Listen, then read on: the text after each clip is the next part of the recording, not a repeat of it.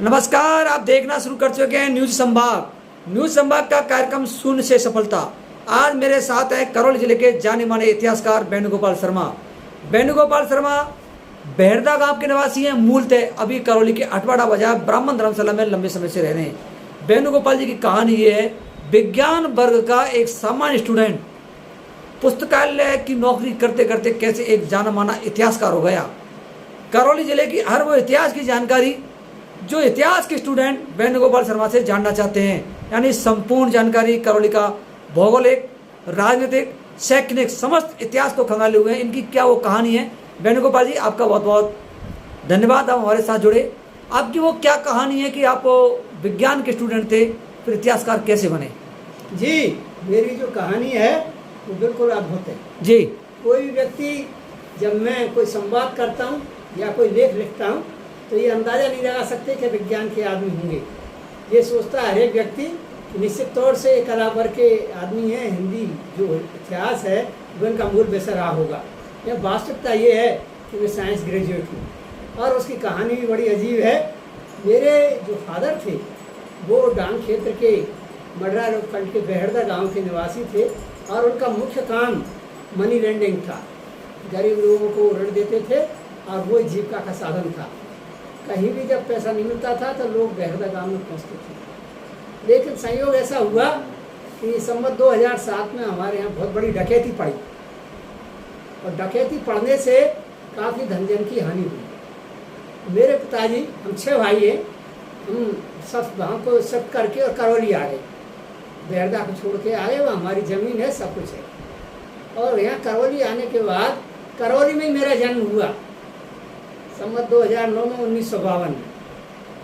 तो करौली आने के बाद जब मेरा जन्म हुआ तो पढ़ाई लिखाई की जब बात आई तो मेरे पिताजी यद्यपि किसी औपचारिक स्कूल में नहीं पढ़े लेकिन वो बड़े कुशाग्र थे। उन्होंने मुझे दूसरे तीसरी क्लास की सब पढ़ाई घर पे ही करवा दी और फिर उसके बाद में स्कूल में एडमिशन की बात आई तो उस समय करौली में एक ही स्कूल था प्राइमरी। यहाँ चोर खिड़किया के पास एक प्राइमरी स्कूल था और पूरे करौली के लड़के उसी में पढ़ते थे। मुझे लेके पिताजी वहाँ गए एडमिशन के लिए। तो जो हेडमास्टर था उसने कहा कि भाई 6 साल की यहाँ बंदिश है, 6 साल के बिना तो हम एडमिशन देते नहीं है, 6 साल का हो गया। तो उन्होंने कहा ये 6 साल का तो हो गया साहब, तो इसको भर्ती कर लो पहली क्लास में। तो उसने एडमिशन में लेते समय मेरी पहली परीक्षा दी हेडमास्टर ने और परीक्षा लेने के बाद कहा अरे इसको तो 40 तक पहाड़े याद है और ये तो बड़ा परफेक्ट लड़का है, तो इसको तो हम दूसरे में एडमिशन देंगे, पहले में नहीं देंगे। जी। मुझे दूसरे में एडमिशन दे दिया। आप ये देखिए कि उसके बाद में फादर का सुपरविजन तो रहा लेकिन मैं ही जो भी होमवर्क देते थे टीचर सबसे पहले करके ले जाता था और 5वीं क्लास तक मैं अव्वल रहा अपनी क्लास में। जी। और उसके बाद में 5 में पास करके और यहाँ धावाई की हवेली है चटिगना में, उसमें एकमात्र मिडिल स्कूल था करौली का। जी। तो उसमें मुझे भर्ती करवाया तो उसमें पढ़ाई शुरू हुई। तो केवल पढ़ाई की बात नहीं है, उस समय जो एक्स्ट्रा करिकुलर एक्टिविटीज़ थी जैसे वाद विवाद प्रतियोगिता, निबंध प्रतियोगिता, उसमें भी मैं शरीक होता था और जितनी भी स्कूलों के टूर्नामेंट होते थे उसमें पूरे स्कूल का प्रतिनिधित्व करता था। वाद विवाद प्रतियोगिता में फर्स्ट था। तो वहाँ जब मेरे हेडमास्टर ने मुझे देखा कि लड़का बड़ा इंटेलिजेंट है तो मुझे उसने तवज्जो देना शुरू कर दिया। उस समय ताराचंद जैन हेडमास्टर थे, बड़े अनुशासन प्रिय थे। और उस समय एक मास्टर जो इस समय चक्रपाणी जी मान साहब हैं, उनके पिताजी थे, उनको हम मोड़ा कहते थे, दुर्गा प्रसाद जी था उनका नाम। तो संस्कृत हमें पढ़ाते थे तो हमें संस्कृत के 50 श्लोक याद करा दिए उन्होंने और सारी कविताएँ जो किताब में थी वो याद करा दी। तो संस्कृत का कई बार ऐसा होता था कि कोई बाहर से आता था इन्विजिलेटर या कोई इंस्पेक्शन पर आता था तो वो मुझे बुलाते थे कि इनको सुनाओ, भारतवर्ष की कहानी सुनाओ संस्कृत में कविता के रूप में। तो मैं सुनाता था तो सब लोग मुझसे बड़े खुश रहते थे। फिर उसके बाद में मैंने 8वीं क्लास में फर्स्ट डिवीज़न पास कर लिया। फिर 9th क्लास में हायर सेकेंडरी स्कूल में एडमिशन लिया और मैथमेटिक्स विषय लिया। तो 1967 में मैंने सेकेंडरी परीक्षा पास की। जी।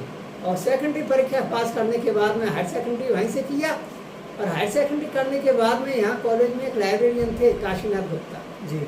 उन्होंने कहा कि यार तू इधर उधर के चक्कर में मत पड़े, कि लाइब्रेरियन की ट्रेनिंग कर ले। तो राजस्थान यूनिवर्सिटी में उस समय लाइब्रेरियन का डिप्लोमा होता था, सर्टिफिकेट कोर्स। जी तो मैं जाकर के जयपुर में एडमिशन ले लिया और वो सर्टिफिकेट कोर्स किया। वो भी मैंने फर्स्ट डिवीजन से ही पास किया। और लाइब्रेरियन की ट्रेनिंग करने के बाद मैंने सोचा कि अभी कोई नौकरी तो लग नहीं रही है, तब तक पढ़ाई अपनी जारी रहनी चाहिए। तो यहाँ करौली कॉलेज में आके एडमिशन ले लिया फर्स्ट ईयर में साइंस में, और फिर 3 साल में बीएससी कर ली।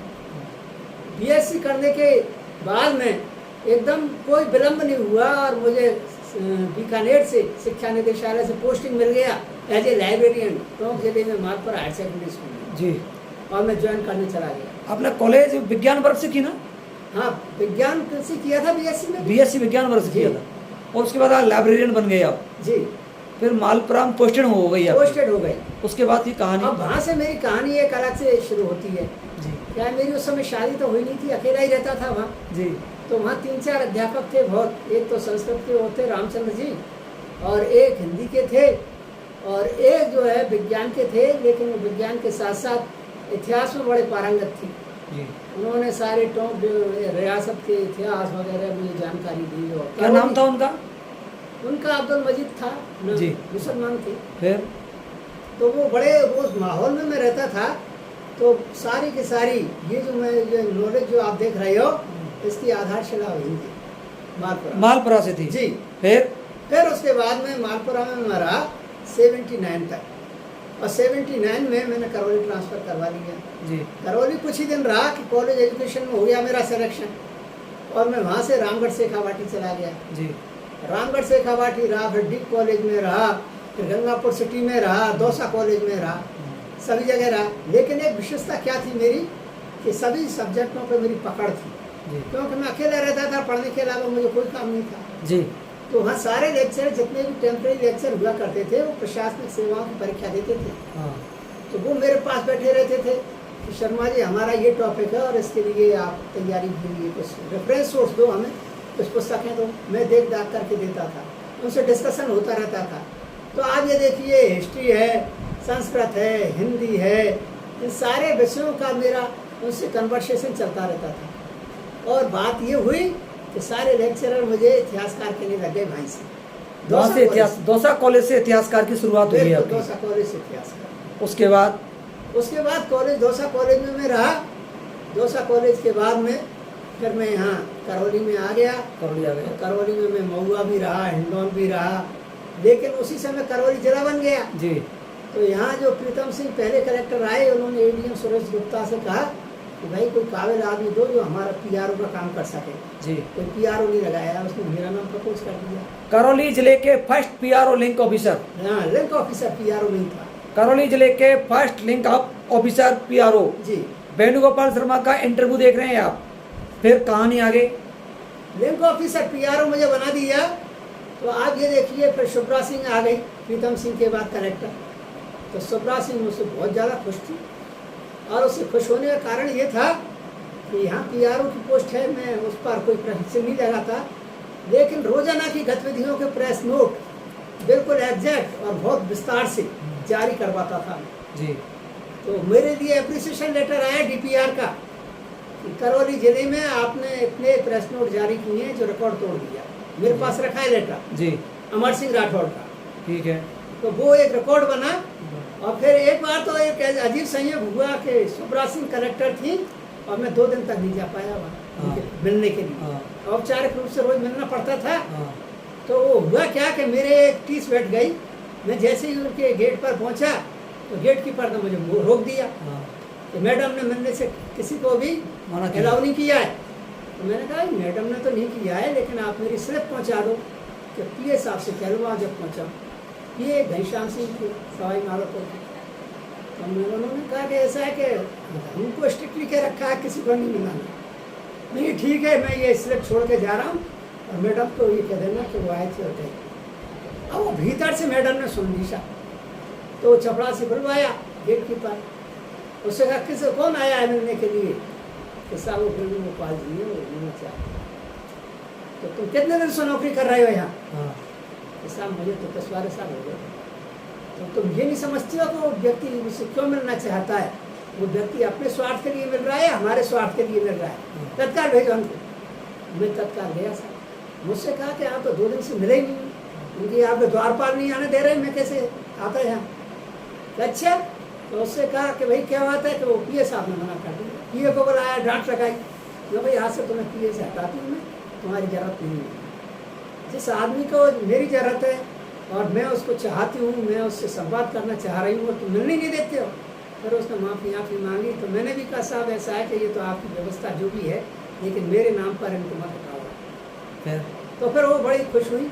और जब भी कोई अवसर पड़ता था तो मेरे लिए, ये अभी जितने भी यहाँ 26 जनवरी 15 अगस्त को सम्मानित करते हैं, वो लिस्ट अप्रूव होने के बाद मुझे दिखाई जाती थी। वेणुगोपाल जी, आपने इतिहास के लिए सबसे पहले क्या लिखा? इतिहास के लिए मैं पत्रिका, राजस्थान पत्रिका में पहला लेख लिखा केला देवी का। केला देवी का लिखा? हाँ। क्या था? तो उसमें ये है कि लांगुरिया चले तो दर्शन कराने। हाँ। तो ये मैंने उसका टाइटल लगाया। हाँ। और तो वो लिखा। तो उस समय पैसे मिलते थे लेखों के, जी। तो मेरा वो उसमें छपा। हाँ। फिर उसके बाद मैंने भास्कर के लिए लिखा। हाँ। भास्कर में भी छपा। जी। तो फिर मुझे ये हो गया कि पैसे मिलते हैं तो भाई मेहनत भी करो, लिखो। अच्छा, पैसे से आपकी चाह बढ़ती गई फिर? हाँ, तो आकर्षण बढ़ गया। हाँ। और फिर तो मैं फीचर लिखने लगा व्यक्ति विशेष के बारे में, कि ये योग करते हैं, ये करते हैं। आपने किस व्यक्ति के बारे में सबसे पहले फीचर लिखा? मैंने यहाँ इस पर लिखा, ये जो अंजुम है, जो शायर है, हाँ। इस पर लिखा। क्या लिखा उस पर आपने? तो उस पर इसने कहा कि साहब मैं पाकिस्तान भी गया था और जंग जो अखबार है उसमें मेरा वो छपा था। हाँ। और फिर मैंने उससे कहा कि भाई ये करौली का एक सामान्य पढ़ा लिखा व्यक्ति है, हाँ। लेकिन ये तरुन्नम में गाता है, हाँ। तो इसको सभी लोग पसंद करते हैं। तो हाँ। उसका वो जो है छपा। एक डॉक्टर प्रीतम सिंह का लिखा, जो करौली के पहले इंजीनियर थे, हाँ। जिन्होंने कनाडा से PhD की थी। जी। तो उन पर लिखा। ऐसे विशेष लोगों पर, और सब अखबारों में छपे। हाँ। ऐसा कोई फीचर नहीं जो अखबार में नहीं छपा। अच्छा। तो सारे अखबारों में छपे। तो आप ये देखिए कि सारे अखबार वाले मुझसे यहाँ सोचने लग गए कि हमारा रेगुलर कोई चीज़ नहीं छपती है, इनके वहाँ से छपते हैं डेस्क से। तो वो सीधा भेजता था मैं डाक से, मैं कोई यहाँ थोड़ी देता था। आप यहाँ नहीं देते थे? नहीं, यहाँ कोई नहीं देता था। यहाँ आपको, आपसे लेते नहीं, क्या कारण था यहाँ नहीं क्यों? लेते क्या नहीं, यहाँ की तो मैंने देख ली, टटोल लिया। हाँ। कि जैसे भास्कर पहले यहाँ चालू किया, हाँ। तो हिंडोन भास्कर के नाम से चलाया। हाँ। तो मैंने इससे सुनील से कहा कि भाई ऐसा है, हिंडोन भास्कर चलाया है, करौली का नाम ही नहीं है इसमें। हाँ। तो तुम क्या करते हो, तुम रिपोर्टर हो। हाँ। तो भाई साहब हमारे कहने से कुछ नहीं करेंगे, आप लिखो चिट्ठी। हाँ। जो मैंने रमेश चंद्र गुप्ता को चिट्ठी लिखी। इस तरीके से करौली जिला मुख्यालय है और आपने हिंडोन के नाम से टाइटल दे रखा है भास्कर का, लोकल एडिशन का। हाँ। करौली चेंज कर दिया, करौली हिंडोन भास्कर कर। और दूसरे अखबारों में? और दूसरे अखबारों के भी सबकी ये स्थिति रही कि अब कर्पूर चंद पुलिस ने पत्रकार निकाला। मैं मालपुरा पोस्टेड था, मालपुरा के पास उनका गांव था। तो वो जाते रहते थे महीना 2 महीना वो वहाँ पुलिस जी। तो वो स्कूल में भी जाते थे कि मैं इसमें पढ़ाऊँ। तो वहाँ बच्चों को इकट्ठा करते थे, संवाद करते थे। मैं शुरू से मुखर था, बोलता था, स्पीच देता था, तो उनका स्पीच करवाता और ये सारे काम, तो मुझसे बड़े खुश थे। अच्छा, आप ये बताएं, एक बात आपको बताऊं कि ये एक ऐसा टॉपिक है जो आपने पूछा है, इस पर मैं ज़्यादा चर्चा नहीं करना चाहता जी, संक्षिप्त। हाँ, संक्षिप्त जो स्टैंडर्ड की जो बात है, हाँ। इसका मूल्यांकन यहाँ करना उचित नहीं है। उचित नहीं है। हाँ, मैं तो इतना ही कहूँगा हाँ। कि यहाँ जो कलम के धनी से सीमित लोग थे, अब जैसे गोविंद चतुर्वेदी है, जयपुर में रहता है, वो कलम का धनी है जी। ऐसे कुछ हैं, लेकिन जिनका नाम भी लेना यहाँ उचित नहीं है। क्योंकि ये तो मैं ये कहता हूँ कि करौली पत्रकारिता का इतिहास 100 साल पुराना है और यहाँ काफ़ी अच्छे अच्छे पत्रकार हुए हैं। ये वर्तमान पत्रकारिता की बात नहीं करता जी, पुरानी पत्रकारिता। मैं इतिहास की बात कर रहा हूँ। हाँ। तो इतिहास में जो पत्रकारों के जिनके नाम हैं, हाँ।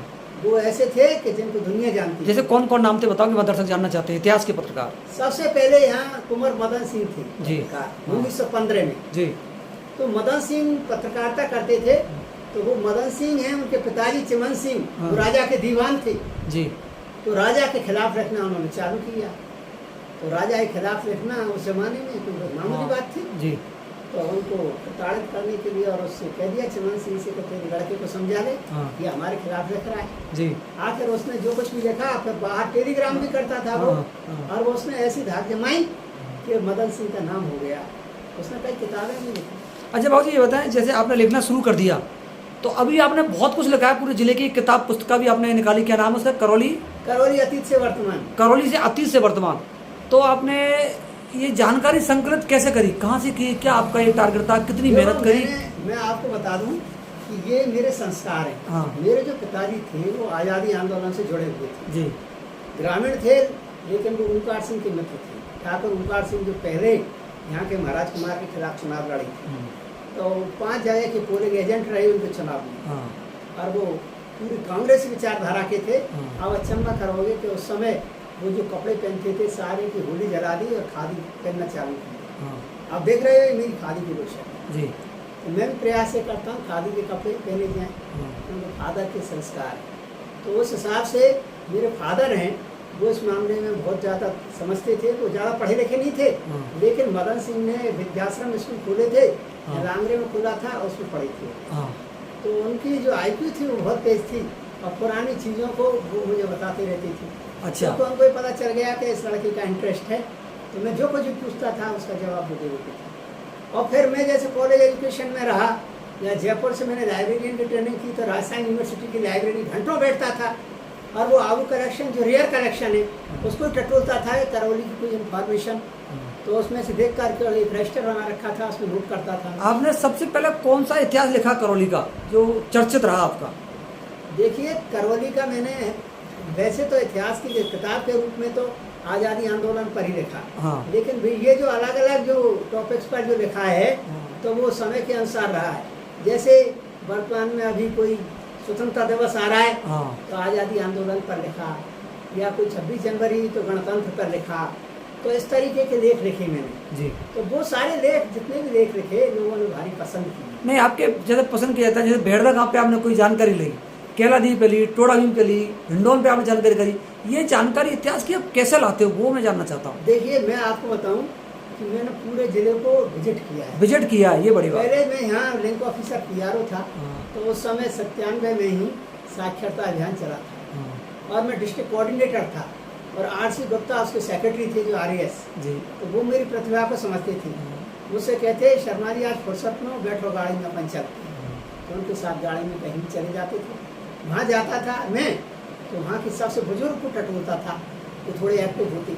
उनसे पूछा कि बाबा यहाँ क्या कर रहे हो, आपके गांव कैसे बसा था, क्या हुआ, सारी चीज़ पूछता मैं, और सारी पूछ के शाम को घर लौटता, सब चीज़ को नोट कर लेता, सब चीज नोट कर लेता। हाँ, तो मैं ये जो मेरी 72 साल उम्र है, मैं 40 साल से इधर उधर कहीं भी जाता हूँ तो सारी वहाँ की जानकारी संकलित करता हूँ। अब आपके बिरवासन देवी पे इंस्क्रिप्शन लिखा हुआ है, तो वो इंस्क्रिप्शन में नोट करके लाया वहाँ से।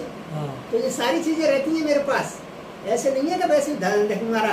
तो कोई भी आदमी क्वेश्चन मार्क लगा दे मेरी बात पर तो वो झेलेंगे, ऐसी बात में कोई नहीं। पुरानी भाषा में लिखा होता है, उसको समझ जाते हो क्या? नहीं, पुरानी भाषा में ऐसा है, अब रईस को भी समझता हूँ, और ब्राह्मणी लिपि को भी थोड़ी बहुत समझता हूँ।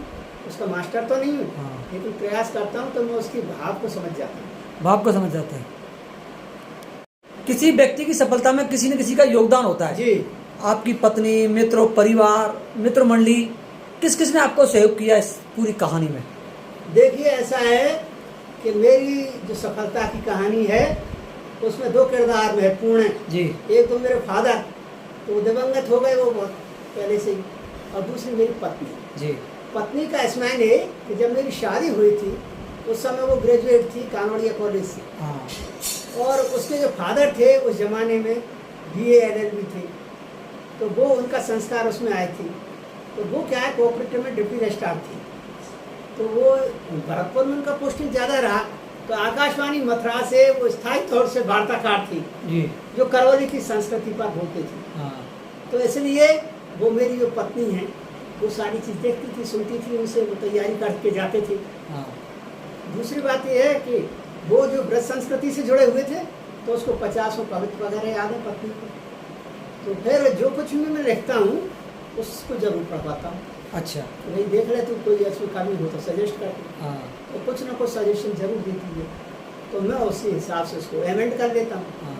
तो वो चूँकि पढ़ी लिखी पत्नी है उस जमाने की, वो पासबुकों से पास नहीं हुई है, किताबों से पास हुई है, किताबों से पास हुई है। तो इसलिए मैं उस पर बहुत भरोसा करता हूँ। ऐसे ऐसे शब्द आप उसके मुँह से सुनोगे जो संस्कृत निष्ठ हैं, जिसका हर एक आजकल का स्टूडेंट अर्थ नहीं समझता है जी।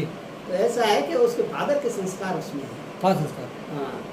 तो आपकी ये 2 किरदार महत्वपूर्ण है आपकी इस पूरी हिस्ट्री में महत्वपूर्ण है। अच्छा, आप थोड़ा बताएं, कभी जीवन में आपको लिखते हुए, इतनी लंबी उम्र नौकरी करते हुए, पूरा इतिहास खंगालते हुए, कभी निराशा की भावना आई?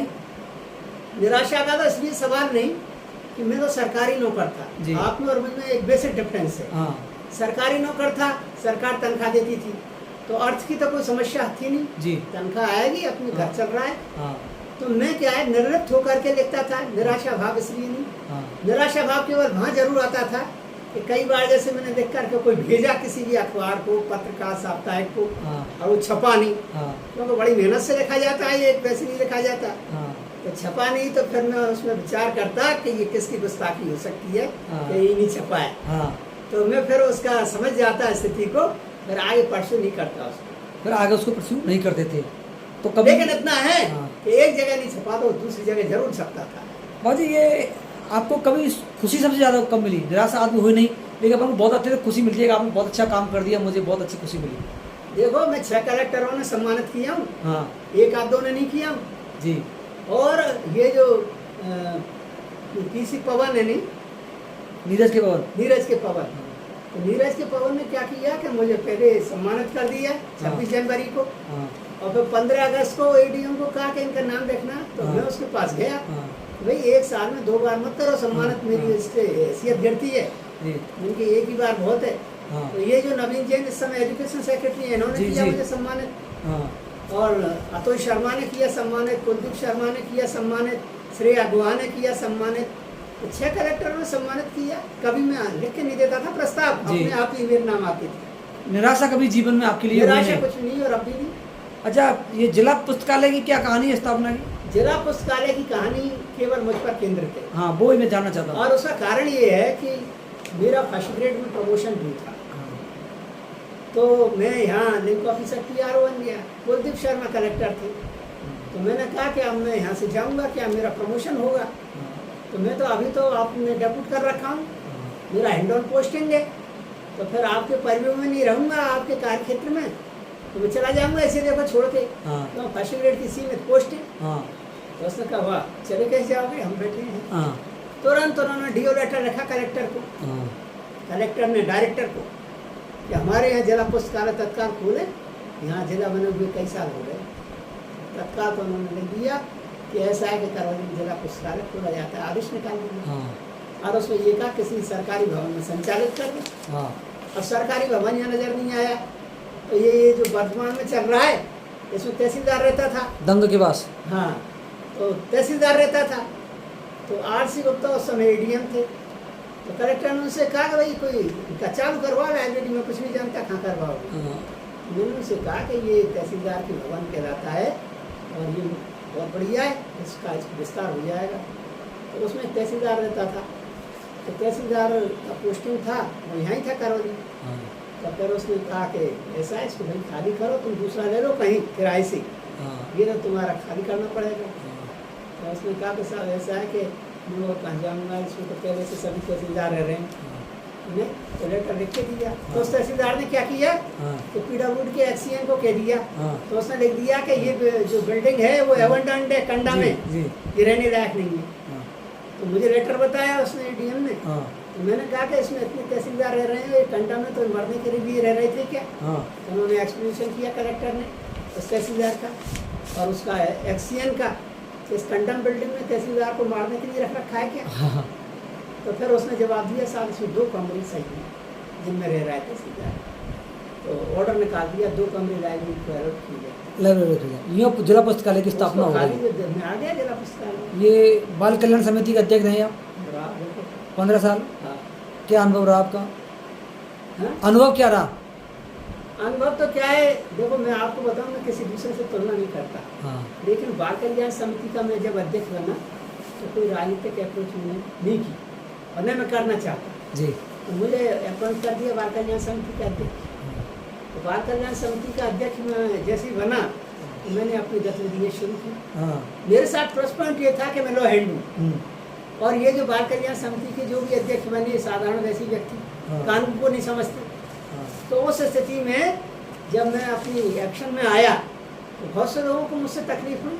हाँ, पहले बाल कल्याण समिति के कोई अध्यक्ष कहते यार ये हमारा मैटर है, इसको इस बच्चे को रिलीज कर देना, हाँ, इसकी जमानत करवा देना, ये कर देना, वो कर देना। मैं स्ट्रिक्ट रहा, मैं किसी का नहीं करता, छुपा देगा वो काम करना। तो लोग आप मुझसे बड़े नाराज। बड़े नाराज हुए थे आपसे। एक सवाल ये भी है कि आपको रिटायरमेंट के बाद किन किन संगठनों से आप जुड़े? किन किन संगठनों से आप जुड़े थे? अरे मैं रिटायरमेंट से पहले से जुड़ गया हूँ संगठनों से, क्योंकि मैं हाँ। सामाजिक संगठनों से जुड़ा हूँ जिसमें कोई पैसा तो मिलता नहीं है। हाँ तो इसलिए उस समय भी जुड़ने में कोई दिक्कत नहीं थी। जी। तो सबसे पहले तो ओंकार लाल जी ने मुझे रेल विकास समिति का सेक्रेटरी बनाया हाँ। कि करौली को रेल से जोड़ना है। क्या ये ओंकारलाल जी ने बनाई थी क्या समिति? ओंकार लाल जी ने फॉर्म की थी 2000 में। जी। तो वो मुंबई से आए थे, तो उन्होंने कहा कि यहाँ के रेल नहीं निकल रही है तो एक कमेटी बनाती ठीक है। है। कमेटी बनाई, मुझको सेक्रेटरी बनाया। हाँ और लाइब्रेरी एक ऐसा सेंटर मैंने डेवलप कर दिया कि वहाँ हर एक मीटिंग हो सके। 100 तो कुर्सियाँ प्लास्टिक की वहाँ, जी। और हॉल और पंखा वंखा सारे इंतजाम। अब तो ऐसा है कि अब उसके बारे में चर्चा करना बेकार ठीक है, उसके बाकी बाद। उसमें सांसद से मैंने हॉल बनवाया, और ये रानी है इनसे हॉल बनवाया। नहीं, रेल विकास समिति की शुरुआत 2000 में हुई, कब हुई? 2000। उसके बाद और किस संगठन से जुड़े आप? उसके बाद में वरिष्ठ नागरिक कल्याण समिति का अध्यक्ष बन गया, ठीक है। 7 साल के बाद में। हाँ। और वो जो बाल कल्याण समिति का अध्यक्ष बना, हाँ। रिटायर होते ही। रिटायर होते ही। और उसके पहले सर्विस में था, तब मैं वो उपभोक्ता संरक्षण समिति का अध्यक्ष बना, हाँ क्योंकि उसमें मुझसे कुलदीप शर्मा कलेक्टर ने कहा करौली जिले में कोई उपभोक्ता संरक्षण समिति नहीं है। हाँ। तो उनके कहने से मैंने गठित की। ट्रेन नहीं देना चाहता, जी। लेकिन ओंकार लाल जी ने यहाँ जो एक्टिविटी चालू की कि यहाँ नगर पालिका की चेयरमैन बनी थी। हाँ और कुछ लोगों ने, स्वार्थी लोगों ने उनको अवदस्त करवा दिया। हाँ। उनका अविश्वास प्रस्ताव ले आए, हाँ और वो हट गए। हाँ तो हट गए तो फिर वो बम्बई चले गए। फिर बम्बई से लौट के आए कि ये ऐसा है कि यहाँ के डेवलपमेंट के लिए मुझे काम करना है। अपनी नौकरी में तो हूँ। मास्टर प्लान बनवाया किसने? ओंकार लाल जी ने। करौली का मास्टर प्लान ओंकारलाल जी की देन है। हाँ, और ठीक है।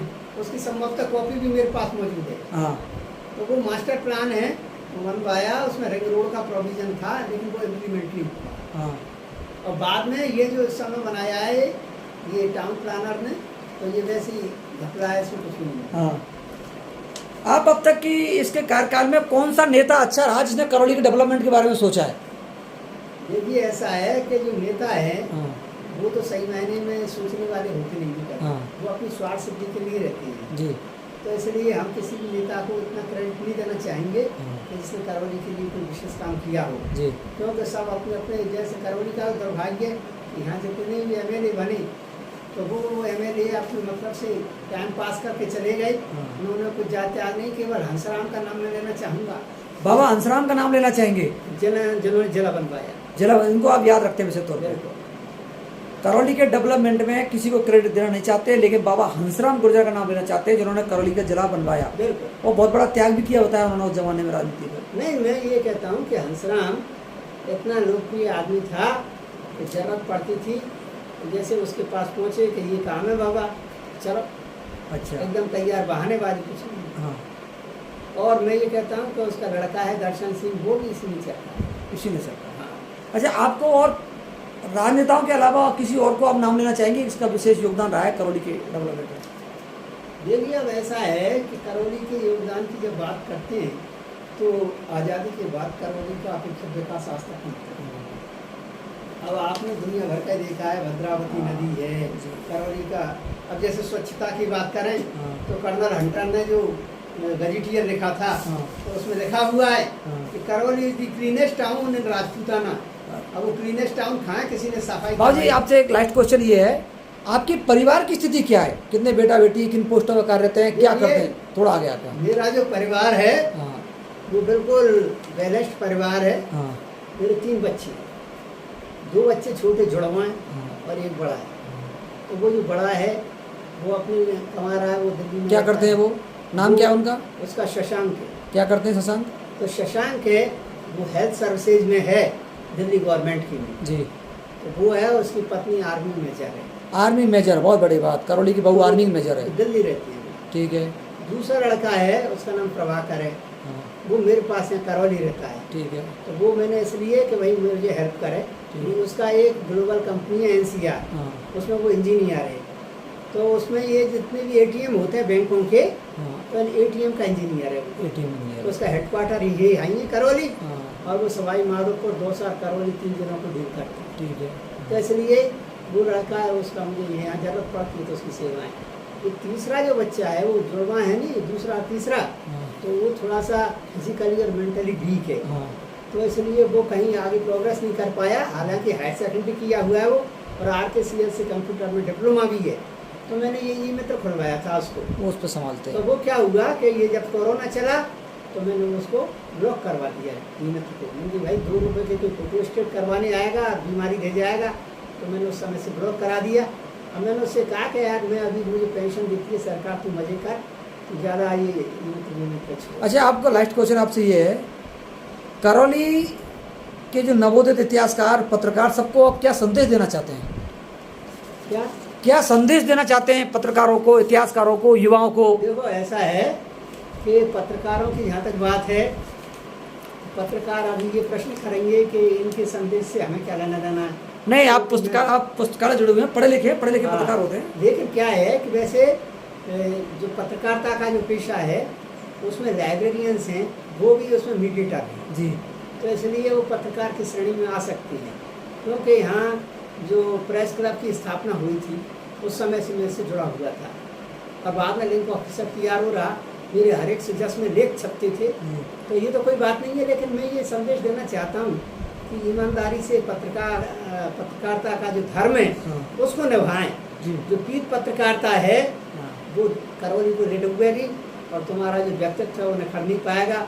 अब एक समस्या ये आ रही है कि अधिकतर जो बेरोजगार हैं वो पत्रकारिता से जुड़ गए, अब उनके लिए विचारों के लिए क्या कहा जाए। बहुत बड़ी बात है, जो बेरोजगार है वो पत्रकारिता जुड़ गए, ये दिक्कत आ रही है। अच्छा, आपसे यह न्यूज संभाग के लिए क्या कहना चाहेंगे आप?